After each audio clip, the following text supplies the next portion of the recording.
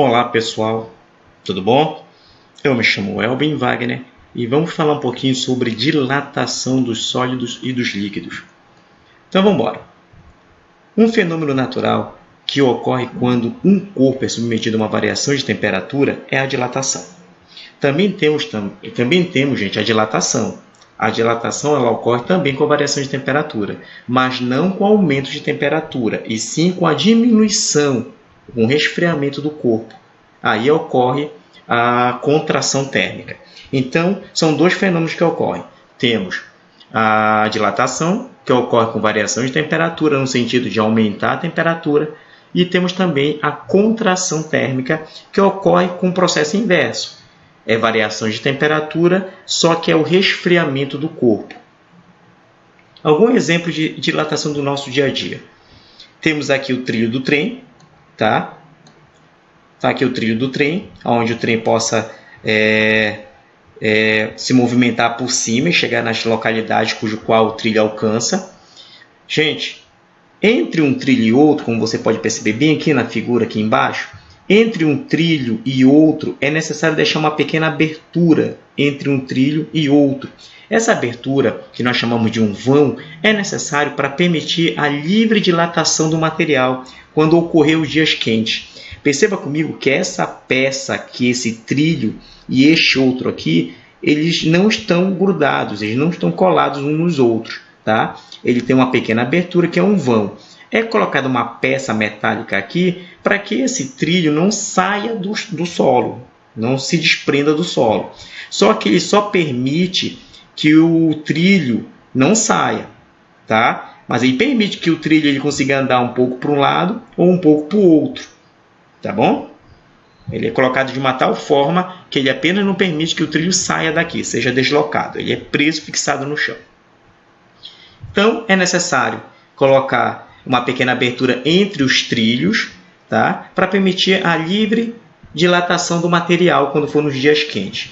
Caso a pessoa não deixe esse pequeno vão, essa pequena abertura, pode ocorrer isso aqui, ó. Olha aqui o que aconteceu com o trilho do trem nesta outra figura. O trilho está todo torto, a liga metálica ficou empenada. Nessa condição é muito difícil o trem passar aqui por cima, que ele pode tombar para um lado, pode sair de cima do trilho e causar algum acidente. Então, isso aqui faz com que o trilho fique inviável para que o trem passe por cima dele. É necessário sempre deixar o pequeno vão, que é para permitir a dilatação do material. Outro exemplo, também temos a fiação do porte. Gente, por que a fiação do porte? Né? Vamos colocar aqui o porte. Tentar desenhar aqui um porte. Está aqui o porte. Porque quando a pessoa, né, o trabalhador, ele vai colocar aqui a fiação, vai fazer a instalação da fiação, do porte, vou colocar aqui um porte e outro, porque não é recomendado que ele deixe o fio muito esticado. Não é recomendado que o profissional deixe a fiação elétrica, tá? O cabo de eletricidade muito esticado, porque temos duas variações de clima. Em dias quentes, que o clima estiver muito quente, o que vai acontecer? O fio vai aumentar de tamanho, vai sofrer o que nós chamamos de dilatação nos dias quentes, tá? Tá aqui, eu vou colocar aqui um sol bem bonito para nós. Ele vai iluminar, ele vai fornecer energia térmica para o material vai receber essa energia térmica e com isso ele vai aumentar de tamanho. Isso nós chamamos de dilatação do material e vai formar essa pequena barriga saliente aqui embaixo, tá? Mas agora, no dia que for um dia de inverno, ou um dia muito frio, um clima chuvoso, pode ocorrer o processo inverso. Ao invés de um material, ao invés do fio crescer as suas dimensões, ele pode se contrair, ele pode se diminuir de tamanho. E se o cabo for instalado de uma maneira muito esticada no porte, pode comprometer justamente essa instalação, porque a fiação vai puxar um porte, vai puxar o outro, pode acontecer a quebra, o rompimento desse porte, e isso pode causar prejuízos, tá? Para os consumidores e para a própria companhia. Tudo bem? Então vamos lá. Nos dias quentes, aumenta a barriga, né, que é essa saliência que fica aqui, né, com a fiação, aumenta o tamanho da fiação, então causa o que nós chamamos dessa barriguinha aqui, tá? então sofre dilatação, e no dia frio ocorre o processo inverso, né? Acontece a diminuição dessa dilatação, a diminuição dessa barriga, tá? Devido à contração térmica. Outros exemplos também nós temos aqui. Aqui temos aqui a colocação desse viaduto aqui em cima, ou essa passarela, essa ponte. A pessoa colocou, os trabalhadores colocaram essa pilastra, colocou um pilar, vários pilares, depois colocou aqui em cima essa peça de concreto. Gente, essa peça de concreto, ela não é toda construída aqui em cima. Na verdade, ela é construída fora e depois ela é colocada aqui em cima, em boa parte das construções. Essa peça também ela não é grudada, né? Ela não é chumbada, ela não é fixada, né? Presa fixamente nesse pilar. Ela é colocada, ela é encaixada. Aqui nós temos aqui a construção, temos o pilar aqui embaixo e a peça é encaixada, justamente para que permita que aqui você pode não estar percebendo, mas bem aqui nós temos aqui uma abertura para permitir a dilatação do material, tá? E essa abertura é necessária para que o material cresça. E se não deixar essa abertura, pode ser que um bloco de concreto desse aqui empurre o outro bloco de concreto e essa estrutura toda rompa, caia. Então, por isso que é necessário deixar essas pequenas aberturas. Deixa eu apagar isso aqui. Ok. Então, vamos embora. Outros exemplos da dilatação do nosso dia a dia. Aqui temos também um viaduto ou uma ponte. Perceba comigo que aqui foi deixado um vão, uma pequena abertura para que aconteça a livre dilatação do material, tá? Aqui temos aqui a entrada de uma ponte que você vai subindo e indo embora por ela. Perceba comigo que aqui foi deixado também uma abertura para permitir a livre dilatação.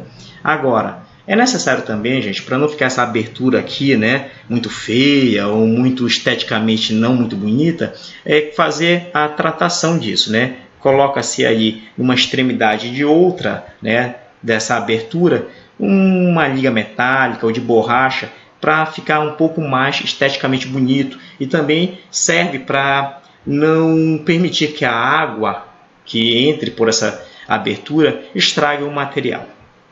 Tá bom? Ok, gente. Tudo bem? Vamos continuar? Então vamos lá. Aqui outros exemplos de dilatação no nosso dia a dia. Nós temos aqui um corrimão, né? E neste corrimão aqui, você pode prestar atenção que nós temos aqui uma placa, presta atenção aqui na placa, está aqui a placa metálica e outra placa metálica também aqui desse lado. Mas perceba comigo que entre elas foi colocada uma pequena abertura, um pequeno vão, que é justamente, como estou explicando para você, permitir a dilatação do material. Esse material, durante o dia inteiro, vai receber a luz e a energia do Sol. Essa energia radiante do Sol vai aquecer as placas, e as placas, naturalmente, vão sofrer o fenômeno da dilatação, vão aumentar de tamanho. Então, por isso que é necessário deixar uma pequena abertura para que isso aconteça. E não, de repente, se você não deixar essa abertura, possa acontecer assim... que esse corrimão fique todo torto, se desprenda do solo e comprometa toda a obra. Aqui eu já expliquei, temos aqui a estrada, temos aqui a entrada para uma ponte, então é necessário deixar uma pequena abertura entre os blocos de concreto, primeiro do asfalto mesmo normal aqui desse lado e do outro lado a entrada por uma ponte. É necessário deixar uma abertura para que esse bloco todinho aqui de concreto ele se dilata de maneira natural. Vamos lá. Na nossa residência também ocorre as explicações da dilatação, né? Aqui nós temos, vamos supor assim, a lajota, né? Temos aqui uns blocos de concreto e entre uma lajota e outra na nossa construção, da nossa casa, das escolas, né, dos prédios públicos, né? Então é deixado aqui um vão para que permita-se a dilatação do material. Aqui outro exemplo das nossas calçadas. pode ver que entre uma lajota e outra, um bloquinho de concreto e outro, é deixado um pequeno vão entre eles para que permita a dilatação do material. É colocado também um rejunte especial, justamente para que não fique feio isso aqui, não fique essa brecha, para que não fique entrando água. Então a gente coloca um rejunte, um cimentozinho especial, que ele é maleável, tá? Para que permita a dilatação. Quando você tem a construção de calçadas, e você, não sei se você já chegou a observar na construção de calçadas, a pessoa coloca entre um bloco de concreto e outro, ele faz aqui um fechamento com madeira, e às vezes quando termina a obra, fica esse filete aqui de madeira entre um bloco e outro de concreto. Só que nas construções mais modernas, eles deixam um filete de borracha, que é mais durável e permite a dilatação. A madeira, com o passar do tempo, ela vai apodrecendo, né? A borracha é mais duradoura. Aqui, vamos falar um pouquinho sobre a dilatação e a contração térmica. Vamos explicar o que está acontecendo de fato e de direito, tá bom? Primeiramente, eu tenho aqui uma chapa metálica, um exemplo, uma chapa metálica, e tenho as moléculas que formam a chapa metálica, vista de uma visão assim, como se fosse assim, dando um zoom para que você consiga enxergar essas moléculas, tá? Quando você coloca energia térmica na placa, as partículas, as moléculas, elas ficam mais agitadas, elas ganham energia e ficam mais agitadas. E para que uma não se choque com a outra, tá, é necessário deixar entre elas um pequeno vão, um distanciamento. Isso aqui é natural, tá, gente? É um fenômeno que ocorre naturalmente. Quando você passa energia para a chapa, as partículas que formam a chapa recebem energia, elas vibram mais e naturalmente elas se distanciam uma das outras para que elas não se choquem uma com as outras. Então perceba comigo aqui, ó, que o distanciamento entre as moléculas está maior. E aqui, antes de ser aquecida, o distanciamento entre elas é bem menor, tá bom? E a dilatação térmica é isso. Quando você passa energia para uma chapa metálica, por exemplo, as moléculas que formam a chapa elas vão receber energia e elas ganhando energia elas vão ficar mais agitadas e elas se distanciam naturalmente uma das outras. E faz com que esse distanciamento entre uma e outra faz com que o material cresça de tamanho. Vamos lá. Agora, contração térmica é a ideia ao contrário, tá? A ideia é completamente inversa. Nós temos aqui uma placa de tamanho natural, temos aqui a agitação das moléculas que formam a placa. Olha o distanciamento entre elas aqui numa boa, tá? Tem um bom distanciamento entre uma e outra, tem um bom distanciamento. Tá? Agora, se você pegar esta placa e fazer o resfriamento dela, você coloca, por exemplo, lá no gelo, no congelador, você faz o resfriamento dessa placa, as moléculas que estavam bem agitadas, agora elas estão um pouco menos agitadas. E elas se aproximam uma das outras de forma natural, é um fenômeno natural, tá bom? Elas se aproximam uma da outra. Olha aqui como elas se aproximaram mais uma das outras, aqui as moléculas. Gente, quando elas se aproximam uma das outras, acontece o seguinte, acontece que a dimensão da placa ela diminui, já que as moléculas ficaram mais agregadas, ficaram mais unidas. Então, a placa ela sofre o que nós chamamos de contração térmica, diminui as suas dimensões. Agora, vamos falar sobre dilatação linear. Temos aqui, para efeito de estudo, para efeito didático, para efeito de escola, 3 dilatações. A dilatação só é uma, tá bom, gente? Mas para efeito didático, para nós estudarmos de uma forma melhor, nós colocaremos dilatação linear, dilatação superficial e dilatação volumétrica. Vamos começar pela dilatação linear. Dilatação linear são aquelas que ocorrem apenas em uma dimensão, seu comprimento. Exemplo, é onde ocorre, temos nos fios, nos cabos, nas barras metálicas, nas réguas, em diâmetros dos círculos. Então, a dilatação linear ocorre em uma única dimensão. Exemplo, eu tenho aqui uma régua metálica, tenho o comprimento inicial dela, tá? Ela está a uma certa temperatura, está fria. Coloco essa régua no fogo, ela vai ganhar energia e ela vai sofrer o que nós chamamos de dilatação térmica. Ela vai aumentar a sua dimensão, tá? Neste caso aqui, da dilatação linear, ela só vai crescer aqui para frente, tá bom? nós temos aqui o comprimento final, já com aumento, né? Já com o valor da dilatação. Isso aqui para nós, esse ΔL, será a dilatação linear, o símbolo da dilatação linear. Professor, tem como calcular essa parte que cresceu aqui, que nós chamamos de dilatação? Sim, nós temos como calcular. Vamos utilizar esta equação para calcular. ΔL, dilatação linear, é igual ao comprimento inicial antes de você ter colocado no fogo, o coeficiente de dilatação, que varia de material para material. Existem materiais que você fornece energia, eles crescem muito. E outros materiais que crescem poucos, então não são iguais. Aço, zinco, cobre, alumínio, tungstênio, mica, vidro, são exemplos de materiais que sofrem dilatação, mas não crescem da mesma forma. Cada material cresce a sua dilatação própria, não são iguais, tá bom? E temos o ΔT, que é a nossa variação de temperatura. Gente, o que pode influenciar na dilatação de um objeto? 3 são os elementos que podem influenciar na dilatação de um objeto. Primeiro, o tamanho dele. Qual é o tamanho dele que você vai colocar no fogo? Quanto maior o objeto, mais ele cresce. Outra, o coeficiente de dilatação. Varia de material para material. Cada material é como se fosse a identidade de cada um. Cada material tem o seu crescimento próprio. Então, isso pode influenciar, porque existem materiais que crescem mais e materiais que crescem menos. E a variação de temperatura. Lógico, quanto mais você coloca o objeto no fogo, quanto mais alta é a temperatura, mais ele cresce. Então, esses 3 elementos influenciam diretamente na dilatação dos objetos, no crescimento dele, tá bom? Quando você coloca ele no fogo. Tudo bem até aí? Gente, quero lembrá-los de uma coisa. Quando nós falamos de dilatação, o crescimento é muito pequeno. Quando você coloca um objeto no fogo, uma barra metálica no fogo, uma régua no fogo, você deixa lá durante 1 hora, você deixa 10 minutos, 20 minutos, ela vai crescer. Mas se você for parar para observar, é imperceptível a olho nu. Você não consegue perceber que ela cresceu, porque o crescimento dos materiais é algo muito pequeno.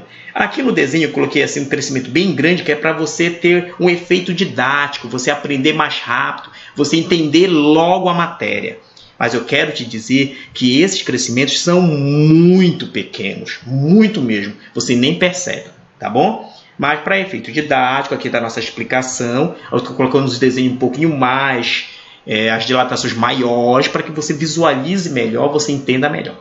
Mas saiba que dilatação é algo muito pequeno. Exemplo de coeficiente de dilatação linear dos materiais. Eu tenho o chumbo. O coeficiente dele é de 2,9 vezes 10 a menos 5. Tem o zinco, 2,5 vezes 10 a menos 5. O alumínio, 2,2 vezes 10 a menos 5.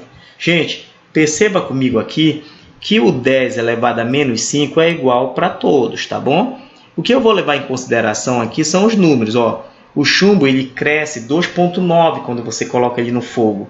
Agora, o cobre ele já cresce 1,7. Ele cresce menos, tá bom? Tudo bem até aí? Esse grau Celsius aqui, ele é um pouquinho diferente, tá? Presta atenção aqui para mim. Vou colocar aqui a borracha para apagar. Presta atenção aqui para mim, que esse símbolo aqui, nós chamamos ele de grau Celsius elevado a menos 1, ou também chamado de grau Celsius recíproco. Tá bom? Vamos embora. Dilatação superficial. A dilatação superficial são aqueles que ocorrem em 2 dimensões. A dilatação superficial são aqueles que ocorrem em 2 dimensões, geralmente comprimento e altura. Onde pode ocorrer a dilatação superficial? Ela pode ocorrer em placas e em chapas metálicas, tá bom? Exemplo, eu tenho uma chapa metálica e eu vou colocar ela no fogo. Ela tem um comprimento inicial, ela tem uma área inicial, uma dimensão inicial, tá? Quando eu deixo ela no fogo, ela vai sofrer aquilo que nós chamamos de dilatação. Tudo bem até aí? Esse valor azulado aqui que cresceu é o que nós chamamos de dilatação. Tem como calcular a dilatação? Olha o símbolo da dilatação, ΔA. dilatação diária, também chamada de dilatação superficial. Professor, tem como calcular a dilatação das chapas metálicas ou das placas metálicas? Sim, vamos usar essa fórmula aqui para calcular o valor do aumento, né, dessa dilatação.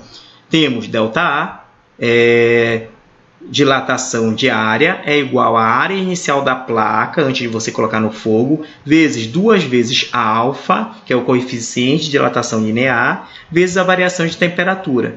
Gente, percebe comigo uma coisa. Essa placa aqui, ela cresceu na sua altura, então nós temos um alfa.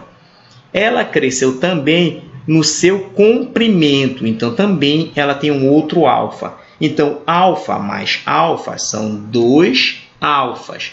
Por isso que na equação, você pode ver aqui que são 2 alfas, porque são 2 dimensões. O objeto cresceu na altura e cresceu no comprimento. Não vai esquecer isso.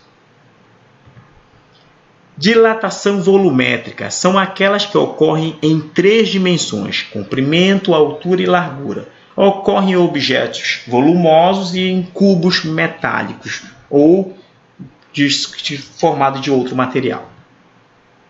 Exemplo, eu tenho aqui um cubo, vou colocar aqui um cubo no fogo, um cubo metálico, tem um certo volume, né? Ele tem um certo volume, e quando eu deixar ele no fogo, ele vai sofrer aquilo que nós chamamos de dilatação. Ele vai aumentar o tamanho dele, tá? Professor, tem como calcular o valor que aumentou? Tem. Vamos utilizar essa equação aqui para calcular. Presta atenção no detalhe. Esse símbolo aqui, ΔV, que é dilatação volumétrica. Vamos lá. Dilatação volumétrica é igual ao volume inicial do objeto, antes de você colocar ele no fogo, 3 vezes alfa, porque são 3 dimensões, vezes a variação de temperatura. O objeto ele cresceu na altura, presta atenção, o objeto ele cresceu no comprimento e o objeto cresceu na largura. Tudo bem até aí? 3 dimensões, 3 alfas. Por isso, são 3 alfas. Gente, a gente vai ficando por aqui. E em um outro momento, uma outra oportunidade, a gente vai falar de casos particulares de dilatação. Tá bom? Forte abraço!